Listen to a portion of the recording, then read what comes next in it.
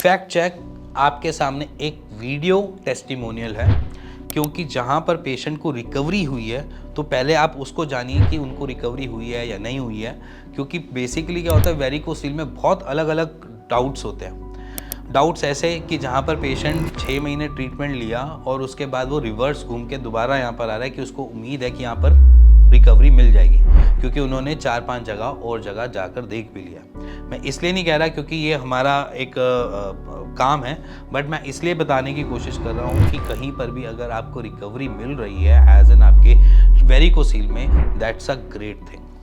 क्योंकि वेरिकोसील की रिकवरी चाहे वो होम्योपैथ से हो, चाहे आयुर्वेद से हो, चाहे सिद्धा से हो, चाहे यूनानी से हो, कहीं से भी मिल रही है, अच्छी बात है। क्योंकि आफ्टर सर्जरी के कॉन्सिक्वेंसेस कभी कभार बहुत बिगड़ जाते हैं। ऐसे ही एक पेशेंट की आज आपको थोड़ी सी बताऊंगा, बट सबसे पहले आप जानिए इन पेशेंट की जहां पर उनकी रिकवरी हुई है।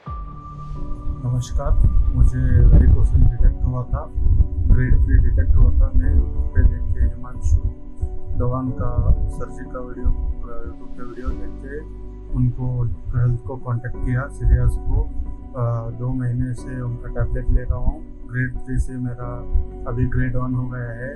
अभी उनका बताया हुआ फूड और फॉर डाइट और एक्सरसाइज डेली करता हूँ और पेन भी कम हो गया है।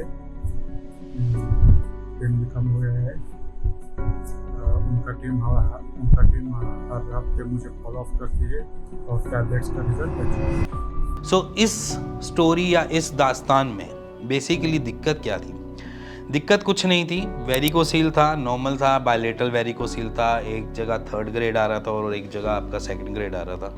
जो राइट साइड वाली है वहाँ पर हम देखते हैं कि ऑलमोस्ट हर पेशेंट की रिकवरी थोड़ी फास्ट होती है एज़ कम्पेयर टू लेफ़्ट, क्योंकि लेफ़्ट पे लोड ज़्यादा होता है। अगर आप अपने टेस्टीज को अगर थोड़ा सा नोटिस करेंगे तो लेफ़्ट साइड का थोड़ा हैंग ज़्यादा मिलेगा as compare to right side, तो इसलिए राइट की रिकवरी हमें जल्दी मिल जाती है। तो यहाँ पर भी सेम सिनारियो हुआ, राइट की रिकवरी हमें मिल गई और लेफ़्ट साइड की रिकवरी अभी थोड़ी सी रह गई है, जो आज की डेट में 1st ग्रेड पे जा चुकी है, जिसको थोड़ा सा टाइम लगेगा, थोड़ा सा रेस्ट करेंगे, थोड़ी सी एक्सरसाइज करेंगे, वो भी नॉर्मलाइज हो जाएगा। इस पूरी रिकवरी के प्रोसेस में अगर देखी जाए तो एक बात हमेशा याद रखना, एज एन अगर आप पेशेंट हो या एज एन अगर आप कुछ भी नहीं समझते फिर भी आप सिर्फ एक वेरिकोसील के कंसर्न से वीडियो देखते हो तब भी, कि बेसिकली अगर वेरिकोसील या कुछ भी ऐसी चीज़ें होती हैं वहाँ पर मेडिसिनल का रोल सिर्फ और सिर्फ 50% ही है। उसके अलावा आपकी लाइफस्टाइल चेंजेस मैटर करती है। जैसे ही आप लाइफस्टाइल चेंजेस करते हो वैसे ही आपको रिकवरी एज एन अपनी रिपोर्ट्स में दिखनी चालू हो जाती है, जैसे कि इन पेशेंट की हुई है। क्योंकि मैं कहता हूँ कि अपने लिए खुद से खड़े हो जाओ, अपनी सिम्टम्स को समझो, अपनी प्रॉब्लम को समझो और अब उन जानकर आप वैसे ही एक्ट करो। अगर मैं बोलूँ कि अगर आपको टेस्टीज में दर्द हो रहा है और आप टेस्टीज में दर्द लेकर हमेशा घूम रहे हो और ऐसे कह रहे हो कि चलो कोई बात नहीं, ये तो होता रहता है, और आप अपने डे टू डे की रूटीन कर रहे हो जहाँ पर वजन भी उठा रहे हो, सारी चीज़ें कर रहे हो, बट वो सारी चीज़ें आपको प्रॉब्लम में क्रिएट कर देंगी। और रही बात इसके बाद की सर्जरी के कॉन्सिक्वेंसेस, ऐसे ही हमारी एक परसों तरसों एक नॉर्मल कॉल हुई थी जहाँ पर पेशेंट पहले आया था और वो डॉक्टर विनय से मिला हमारे यहाँ पे, और उनके बाद डॉक्टर विनय से मेरी एक नॉर्मल कन्वर्सेशन हुई जहाँ पर उनको सर्जरी हुई और जिन डॉक्टर ने करी उन्होंने सर्जरी नॉर्मली करी, सही करी उनके हिसाब से, but over the time period उनको आज की डेट में वेरिकोसील तो फिर से मिला, जहाँ पर रियकरिंग की एक सिचुएशन कह देते हैं, रियकरिंग साइड बाय साइड आज की डेट में उनके टेस्टिस एट्रोफिड है, मतलब कि उनके टेस्टिस का साइज धीरे धीरे और छोटा होता जा रहा है। अब इस मोमेंट पे सबसे पहले अगर मैं यहाँ पर बात करूँ तो सबसे पहला डरावना चीज़ यही है कि आप हमारे हार्मोनल चेंजेस करेंगे, क्योंकि जब हमारे टेस्टिस हमारे टेस्टोस्टेरोन हार्मोन को ढंग से नहीं बनाएंगे तो हमारी बॉडी भी मैनली फील नहीं करेगी और हमारी बॉडी में हार्मोन्स चेंज होंगे, जिसमें मैं कभी रोऊंगा, कभी सैड होऊंगा, कभी बहुत ज़्यादा परेशान होऊंगा, कभी मरने का मन करेगा और कभी मैं डिप्रेस्ड होऊंगा।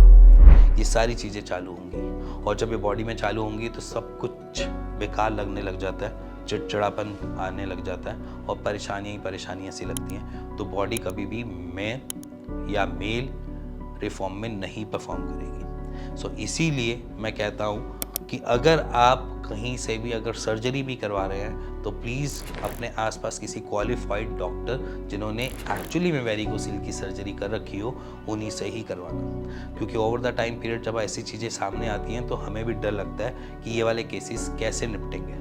तो बट फिर भी हम सिर्फ एक चांस लेकर वहाँ पर सिर्फ और सिर्फ ये रोकने की कोशिश करते हैं कि जैसे तैसे करके एट्रोफी रुक जाए, पेशेंट का बदलाव, शरीर का बदलाव ना हो, क्योंकि शरीर जब बदलने लगता है अपने आप को तो बहुत परेशानियों के साथ बदलता है और दिक्कतें लेकर आता है। तो इसीलिए अगर वेरिकोसील की आप सर्जरी भी प्लान करते हैं और आपको ये लगता है कि सर्जरी मेरे को प्लान करनी ही करनी है, मेरी शादी है, मेरी ये है, बट उससे पहले एक बारी ऑल्टरनेट मेडिसिन की रुख जरूर करें। अगर आपको नहीं मन कर रहा है कि मेरे को नहीं खानी दवाई, नहीं देना टाइम, तो ये इट्स अप टू यू। और अगर आप सर्जरी प्लान कर रहे हैं तो प्लीज़ एक ऐसे डॉक्टर से ज़रूर बात कीजिए जिसने पहले ऑलरेडी वेरिकोसील की सर्जरी कर रखी हो, क्योंकि बहुत सारे पेशेंट्स परेशान हैं इसी बात को लेकर कि उनकी सर्जरी गलत हुई है। बट मैं यहाँ पर आपको यही सेम चीज़ बताने की कोशिश कर रहा हूँ कि सर्जरी अगर आप प्लान कर भी रहे हैं तो आप पैनिक सिचुएशन में एकदम से प्लान ना करिए। सबसे पहले जानिए कि आपकी स्पर्म काउंट क्या आ रहा है, आपके पुरानी टेस्ट की रिपोर्ट्स कितनी सेटल चल रही हैं, या जो आपको फर्टाइल बना कर रखेंगी वो कितनी सेटल चल रही है। अगर वो सेटल चल रही है और सिर्फ एक पेन की वजह से आप एक सर्जरी की जगह पे जा रहे हैं तो प्लीज़ थोड़ा सा काम रखिए अपने आप को, क्या पता उसका सॉल्यूशन किसी और एंगल से मिल जाए, बट मिल जाएगा। बट अगर आपकी रिपोर्ट्स में कोई भी दिक्कत नहीं देखी जा रही एज इन स्पर्म काउंट के इश्यूज़ या कुछ भी ऐसे, तो एकदम से आप सर्जरी मत करवाइए, क्योंकि परेशानी बढ़ सकती है आफ्टर सर्जरी। तो इसीलिए मैं आपसे सिर्फ और सिर्फ एक गुजारिश ही कर सकता हूँ इस बारे में कि अगर आप वेरिकोसील के पेशेंट हो तो प्लीज़ पैनिक और परेशान मत होना, थोड़ा सा टाइम दो। जहाँ से भी ट्रीटमेंट ले रहे हो आप, चाहे आप होम्योपैथ ले रहे हो, कहीं से भी ले रहे हो, आपको मैं वहाँ पर आपकी ट्रीटमेंट के ऊपर नहीं, बट एक बारी डॉक्टर से मिलिए, बात कीजिए। अगर आपके सिम्टम्स काम डाउन हो रहे हैं, आपके स्पर्म काउंट बढ़ रहे हैं, तो प्लीज़ उसको छोड़ना मत, क्योंकि टाइम लगता है वेरिकोसील में। बस इतना ही कहना चाहता हूँ आज की इस वीडियो में। इसी के साथ मिलेंगे नेक्स्ट वीडियो के लिए, तब तक स्टे ट्यून दिस चैनल।